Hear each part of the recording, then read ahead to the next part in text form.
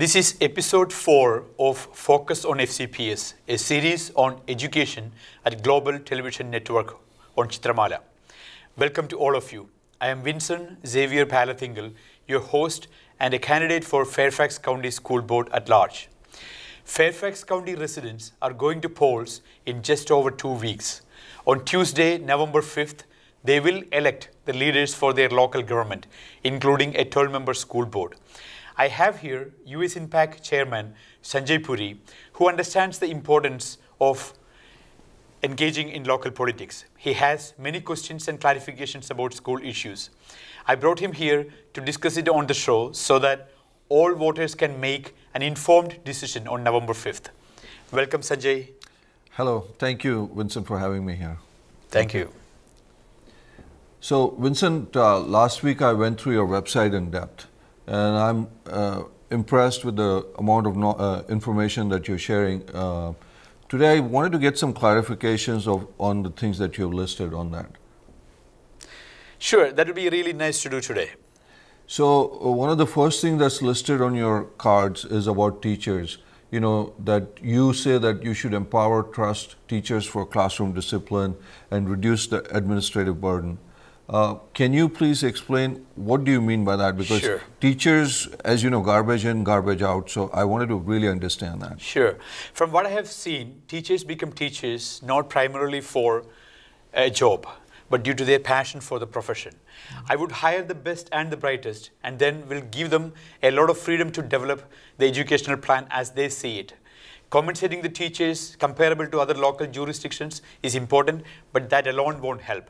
I oppose burdening teachers with excessive testing and reporting, mandatory continuing education, and unnecessary stuff imposed by administrators trying to justify their existence.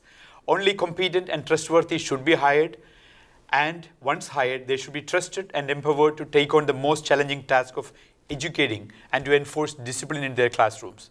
The freedom to be creative and innovative in the classroom will bring the best out of them. So what you're saying is by giving them ownership, empowering them, you get the best out of them. But also as a second priority, you list STEM preparation. I know it has been a challenge for FCPS, but it's a challenge around our country that we are losing the battle for STEM to other countries in the world. How do you plan to fix it for FCPS? Yes, you're absolutely right, Sanjay. The ACT college admissions test results show that only 54% of the FCPS graduates are ready for college-level STEM courses. Only 21% passed Algebra 1 in a SOIL end-of-course test at advanced level. Lower achieving schools of the county have much worse numbers, continuing the assertion that FCPS is excellent beyond any rational thought. STEM-related jobs are the jobs of the new economy, as you know it. As an IT entrepreneur, I personally witness the situation every day. We are increasingly dependent on foreign talent to fulfill this void. Asian Americans, as well as many other immigrant groups, are doing really well in STEM fields while going to the same schools with everyone else. There is no magic to it. A good percentage of these children get supplemental coaching from private tutoring centers like Kumon, Mathanasiums, and C2 Educations, especially at elementary levels. There are numerous weekend supplemental schools organized by ethnic communities. Most of these centers employ direct instruction methods in contrast to exploratory and inquiry-based learning that we employ at FCPS. Exploring potential synergies between much acclaimed and proven STEM teaching methods in immigrant communities and effecting possible adjustments to the teaching methods in FCPS will make the system work for all children. And that's my plan. If successful in Fairfax, FCPS can become a role model for the entire nation.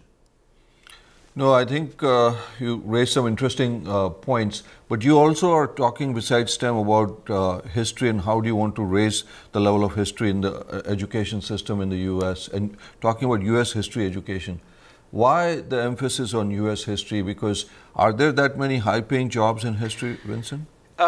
Absolutely. Citizens having sound knowledge of the history of a country and the ability to develop clearer perspective based on that knowledge plays a critical role in shaping the destiny of a nation.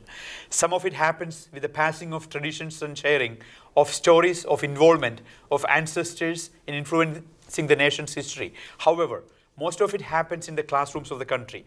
Such learning from classrooms becomes extremely important as more and more of the population growth now is from immigration. Having 2 children graduated from the FCPS system with outstanding honors, still having not so good knowledge of American history, I am personally aware of the lack of depth and continuity of US history in FCPS curriculum.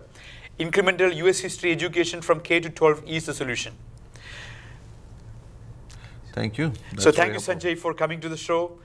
Please visit my website, vincentforschoolboard.com, to learn more, or if you would like to volunteer or contribute to my campaign. That's the end of the 4th episode of Focus on FCPS. See you again, same time next week. Thank you all.